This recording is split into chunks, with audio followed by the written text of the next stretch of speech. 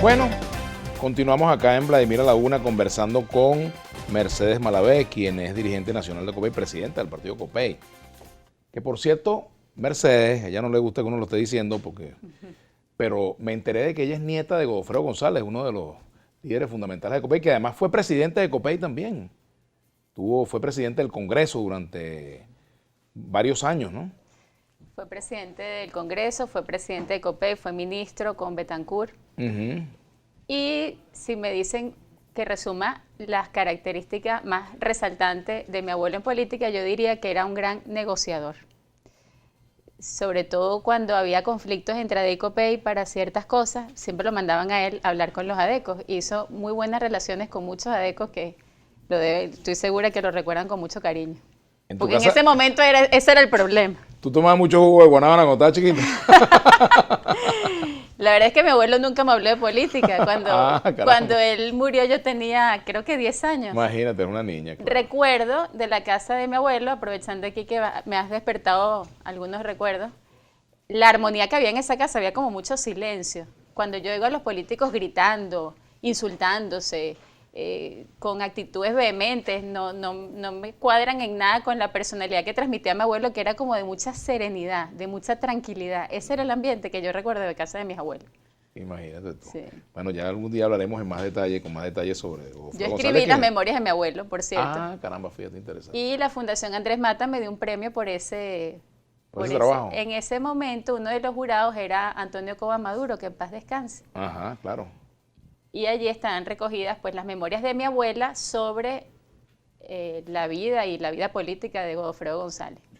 No, siempre es importante recordar y tener presente no solamente a nuestros antepasados, sino a quienes han jugado roles estelares en la política venezolana, porque de todos ellos, con toda la diferencia que uno pueda tener en algún momento, siempre hay algo que aprender, siempre hay reflexiones que deben ser tomadas en cuenta, ¿no? Y yo rescato también la capacidad de reconciliarse. Mi abuelo estuvo preso por haber participado en la intentona del 1 de enero del año 58. Contra Pérez Jiménez. Contra Pérez Jiménez. Tuvo problemas de salud que nunca se recuperó de esos días en la cárcel en condiciones inhumanas terribles, como las torturas y todas las cosas que lamentablemente pues no hemos pasado esa página. Pero luego se recuperó y volvió a la vida política con la misma serenidad y con la misma neutralidad, bueno, con mucha fuerza de las convicciones, pero al mismo tiempo con mucho respeto a las posiciones, al pluralismo, a la alternabilidad. Así es.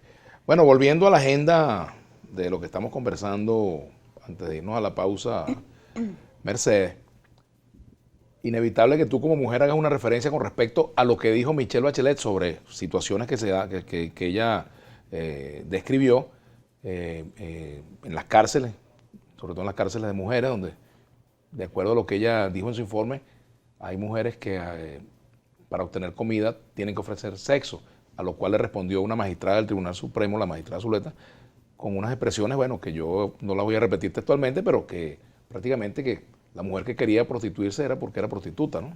Prácticamente, palabras más, palabras menos. Yo, como dije al principio, no cuestiono el informe de la Bachelet porque me parece que es un informe que se hizo con testigos excepcionales, profesionales y con una seriedad que para mí es incuestionable.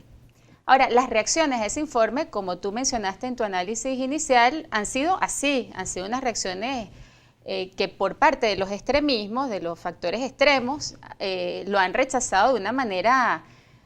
Lo han descartado y lo han rechazado sin cuidar el vocabulario, de una manera completamente, para mí, arbitraria, sin presentar pruebas, así como un desahogo, como una expresión de rabia, de molestia frente a la verdad. Para mí, ese tipo de pronunciamientos no tienen ningún valor, porque lo responsable, Vladimir, sobre todo viniendo, como dije también al principio, el principal responsable es el gobierno, es el Tribunal Supremo de Justicia, con quien la expresidenta Bachelet se reunió, es el Ministerio Público. La principal obligación de ellos es acoger esas denuncias y volver al respeto a los derechos humanos fundamentales de todas las personas. Para nadie es un secreto que en el país hay mucha gente pasando mucha hambre. Yo voy a leer la respuesta que dio la magistrada Zuleta de Marchán en el Twitter. El informe de Bachelet hace énfasis en las mujeres para sentimentalmente victimizarlas, como aconseja el discurso patriarcal ilustrado. Las mujeres en Venezuela son dueñas de su propio destino y cuando optan por prostituirse, como en todas partes del mundo, es porque son diríamos, para no utilizar la palabra. Es su respuesta. Si quiere, magistrada, yo la invito al programa para que usted, si quiere, pues hacer una explicación o dar una explicación en mayor detalle de por qué respondió de esta forma, podemos hacerlo. Bien vale el espacio. En todo caso, da para el debate, ¿no? Da para el debate y no me voy a detener solamente en eso porque creo que son muchos los temas, ¿no?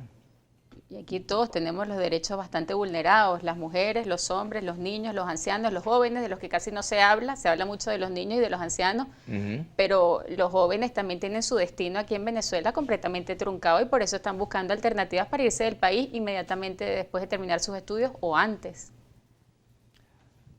Pero es importante, por ejemplo, si, volviendo al tema de la negociación, si se diera una solución política, evidentemente habría quizás un nuevo momento, habría un mejor ambiente para que la gente piense quizás en que no solamente en quedarse el que quiera irse, sino en que es posible reconstruir todo el tejido social en el país, generar empleo, crear una nueva situación, pues. Así es. Y yo invito, y quería aprovechar este programa para hacer esa propuesta al público que nos oye o nos ve, a que pasemos de las propuestas de plan país o plan de la patria, el plan de uno y el plan de otro, a una propuesta que habría muchas palabras, pero a mí se me ocurre que se puede llamar convenio país. Un convenio país que incluya a todos los sectores, no solo a los sectores políticos, también a la ciudadanía, a los distintos organizaciones de la sociedad civil, a todo el mundo. Un convenio país que en el fondo lo que tendríamos que buscar es la recuperación de la República Civil para ofrecerle al país, como hicieron en Túnez, una alternativa democrática, participativa, inclusiva, que nos incluya a todos, y por eso me gusta la palabra convenio, porque el convenio hace referencia a la participación de personas que piensan distinto, que tienen una tradición ideológica distinta. Todas las tradiciones ideológicas de los partidos políticos en Venezuela, incluido el PSUV, tienen referentes latinoamericanos y venezolanos. Esa visión de que es una cosa que es foránea y que impusieron de fuera y tal, me parece que es una etiqueta muy propia de las redes sociales, simplista, que no refleja la realidad de las demandas y de los orígenes de muchos pensamientos, de muchas ideologías, que puede provenir del marxismo, puede provenir de la democracia liberal o puede provenir de la democracia cristiana, que tienen una tradición en América Latina y también en Venezuela. Y todas esas ideas en un clima republicano, civil, donde se recupera el debate parlamentario, la deliberación política, tienen mucho que aportar. Y juntos podemos construir pues, un convenio, ¿verdad? Un nuevo convenio de gobernabilidad que nos permita poco a poco recuperar la República Civil y alejarnos de un militarismo que nos está asfixiando y que cada vez me parece que asume hasta la agenda política de Venezuela. Ahora, hay dos cosas que quizás entraban esa posibilidad. Una de ellas, cuando desde el gobierno alguien dice, bueno, aquí no nos sacan del poder ni por las buenas ni por las malas, ¿verdad? O como cuando desde la oposición dice, bueno, si no hay unas elecciones ya, entonces yo pido que se aplique el TIAR, por ejemplo. Sí. Por ejemplo, eso de sentarse en ese clima, ¿cómo hacer para que esas llamadas amenazas creíbles no terminen siendo un saboteo a un proceso de negociación? Yo a veces... ¿Es coherente sentarse y hablar del TIAR? ¿Es coherente ir a una negociación cuando diga, bueno, nadie me va a sacar de aquí, ni por la buena ni por la mala? No, no es coherente. Y me parece que no refleja tampoco el clima de las negociaciones y el clima de las conversaciones. A mí me parece que ese discurso extremista, tanto del TIAR como del no salgo ni por las buenas ni por las malas, no volverán, etcétera, es un discurso propagandístico. Propagandístico de unos extremos que hacia afuera intentan intimidar, amenazar, asediar, no sé, que están buscando. Para mí es un tema propagandístico que no tiene nada que ver con los procesos políticos que se están desarrollando. Y aquí yo creo que es importante un proceso de rectificación del discurso para adecuarlo más a la realidad política de lo que está ocurriendo en el país. Porque si no, las sorpresas desconciertan a la gente y desprestigian la tarea del político. En cambio, si hablamos con la verdad, si decimos aunque a la gente de entrada no le guste o le parezca que si no es ya no puede ser una solución, etcétera, pues poco a poco iremos entendiendo con pedagogía política cómo se dan estos procesos realmente y cómo se han dado en el mundo entero. Porque Venezuela no es una excepción. Tenemos que hacer la pausa. Ya tan rápido. Sí, no, pero ya venimos. Ya venimos. ¿Te gustó la ratificación del general Padrino al frente del Ministerio de la Defensa? Ya venimos.